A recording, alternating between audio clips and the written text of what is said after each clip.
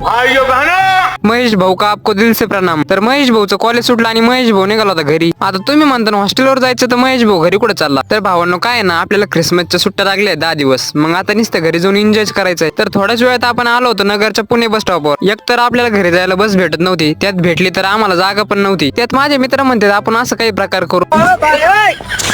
म्हणलं खिडकी जर तुटली तर आपल्याला फाईन भरावं लागेल. मग काय आपण अशी येडे चाय न करता नीट आलो घरी आणि घरी आल्याबरोबर आपल्याला गायांना चारा टाकायला पाठवलं.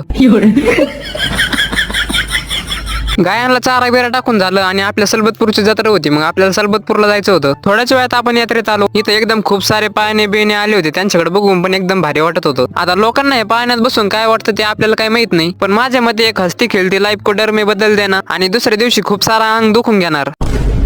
आणि त्यात मी आणि माझी फॅमिली पण खूप उत्सुक होती त्यात बसण्यात. आणि भावांनो या पाळण्यात बसायचे फायदे म्हणजे याच्यात काहीच नाही, पण तोटे तर भरपूर आहे. पहिला तोटा म्हणजे आपण त्यात बसून